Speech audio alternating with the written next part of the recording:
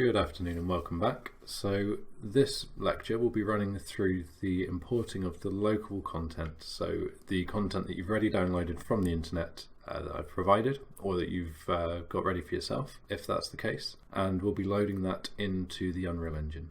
Just a quick disclaimer really that it's going to be really good if you do start bringing your own stuff in, if you've got your own models or textures, but some of the content that we'll be running through, the scaling and the location that we'll be adding things will be very specific to the assets that I've provided, just because I've been able to test their scale and how they work within the world. So I will have all of that set up beforehand. So what I might suggest is if you do have your own content or your own assets, that's all good. And if you are new to the engine, perhaps use my assets to begin with so that you understand how to place things in, where they should be lining up, how they should look.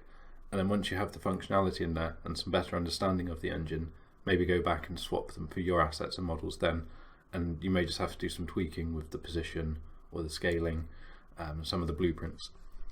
It's just a suggestion, and it's just, especially if you're new to the engine, it's going to be a lot more fail-safe and foolproof if you use the assets which I've been able to test and confirm work for the setup that we're going for. But anyway, so if you have the Epic launcher open, then all we need to do is double click on our space shooter template that we have, or you could launch it through the launch button over here as we've discussed previously, and you'll be brought into the map that we've set here. So again, just a very quick recap, we have our main map which we created, stored in our maps folder, and that's what we've loaded into. Okay, so with that done, all we need to do is I'm going to create a new folder, and I'm going to call this folder art. So anything which would have come from an art team or is an artistic thing, I guess, is going to go into our art folder to keep things tidy. Another thing I like to do as well, what we can do is if we right click on a folder that we have, we can set the color of it. It's fairly arbitrary to be honest, but it just means that we can change this. So for instance, all of the map icons will be orange, so a good color for this folder might be a kind of orangey color, close to what the map folder has, and that's just so that at a glance you can quickly see what the folder is, and it just helps me locate things a bit more easily, and that may be useful for some people, so I thought I'd mention that. The only other thing when it comes to colouring, if we select a new colour, you'll notice that the colour I've got there in comparison to the colour I have in the folder is a little bit off, and that's because we just want to use the sRGB preview. And I will go into this in more depth with the content we go in the 2D art, but that is something which does crop up fairly often when you're working with textures and things, so it's good to know now, just ahead of time. Okay, so anyway, that's just a cool little tip there. So if we go back to the art folder, we want one other folder actually called audio, so we'll just have an audio folder ready. Now we can select either of these, and what we want to do to bring in the content we have ready for use, we will right click and import game art. So that is saying that we'll import to the art folder, and from here I know that I've just stored mine for easy access on the desktop, but if you find where you have stored your assets that you've downloaded, we can go in here, and I know that I actually want everything. So what I'll do is press Ctrl A and just press open, and that will do the importing for me, and it will import everything. Now the important thing here is it's currently working on the FBX options, so we can leave it to generate its own collisions. We'll need collisions for the game later. The one thing I don't want the materials or textures, and this will become apparent why in later lectures when I explain how I've set the textures up for this game, and it's kind of a way that we're going to try and make this a bit more efficient and optimize the game a little as well. So if we untick the materials and texture option, and that will apply it to everything if we then just select import all. So this means otherwise we would have had some materials created as default down here.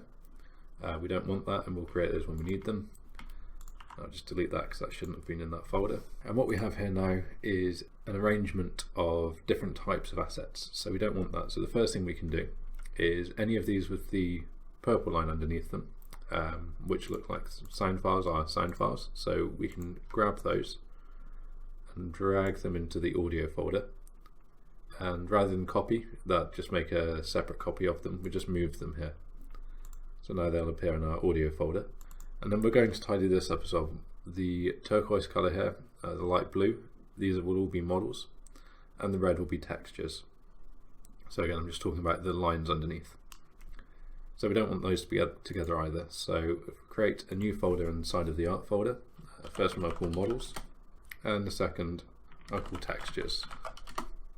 And then quite simply, if we go back to the art folder, select all of the textures, and just drag those into the textures folder, and again move there so we don't make a copy, and drag all of the models and then move those there, and again we won't have any copies. So now we have all of our local content into the game, so that's as easy as it was to bring that in. So just to recap, really, you don't need to select everything and bring it all in one go. So if we wanted just a single model, we can go import again.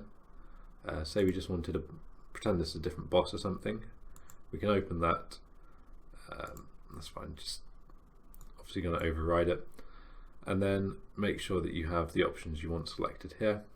And if you remember, the only thing we needed to change was the materials and textures, and tell it not to import those. And then import as it is, and we have our boss again. So hopefully now the Unreal Editor is becoming a little bit more familiar to you.